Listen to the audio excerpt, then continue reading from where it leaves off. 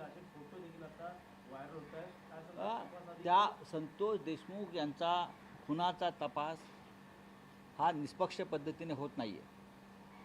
माझी अशी मागणी आहे, बीडमधलं संपूर्ण पोलीस खातं बरखास्त केलं पाहिजे। DYSP असतील, केज परळीचे पोलीस प्रमुख असतील, संपूर्ण पोलीस खातं ज्यांच्या नेमणुका या वाल्मिकी कराड आणि धनंजय मुंडे यांच्या सूचनेवरून झालेल्या आहेत, हे संपूर्ण पोलीस खातं त्या भागातलं पोलीस स्टेशन सगळे बरखास्त करून तिथे नव्यानं नेमणुका व्हायला पाहिजेत आणि त्यानंतर हा तपास व्हायला पाहिजे। मी सुद्धा ते फोटो पाहिलेत। SITमध्ये जो एक अधिकारी आहे तो मुख्य आरोपीच्या गळ्यात गळा घालून गुलालांना माखलेला आहे, एकत्र अशा मिठ्या मारतायत, एकत्र आहेत।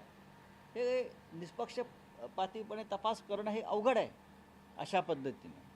त्याच्यामुळे बीड परळीसह के आजूबाजूला जिथे जिथे तपास सुरू आहे तिथल्या संपूर्ण पोलिसांचं, पोलीस अधिकाऱ्यांचं किंवा पोलीस स्थानकांचं सरळ तिथून त्यांना उचलायला पाहिजे, दुसऱ्या ठिकाणी न्यायला पाहिजे आणि तोपर्यंत तिकडे नवीन अधिकारी आणले पाहिजे। बीडला एक पोलीस प्रमुख नवीन आणलेले आहेत, कोणीतरी नवीन म्हणून, त्यांच्याविषयी मला काय म्हणायचं नाही, पण खाली सगळी जी उतरंड आहे ती सगळी ह्या लोकांनीच नेमलेली आहे। यांचेच कार्यकर्ते आहेत खाकीवर्तीमध्ये, ते काय तपास करणार? राज्याची आर्थिक परिस्थिती बिकट आहे।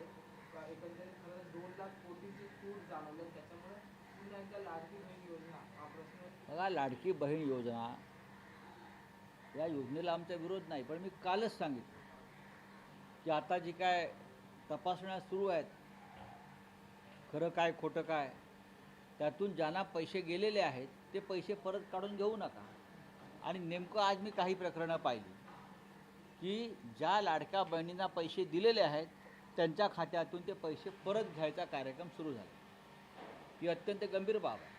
निवडणुकीच्या आधी तुम्ही पैसे दिलेत मतांसाठी, त्यांची मतं घेतलीत बहिणींची, आणि आता तुमचं काम झाल्यावर त्या बहिणींच्या खात्यातून पैसे परत काढतात काही कारणानं, तेव्हा तुम्हाला कळलं नाही का पैसे देताना त्याच्यामध्ये काही त्रुटी आहेत, काही चुका आहेत, काही खोटी कागदपत्रं आहेत, तेव्हा तुम्ही धडाधड पैसे दिले।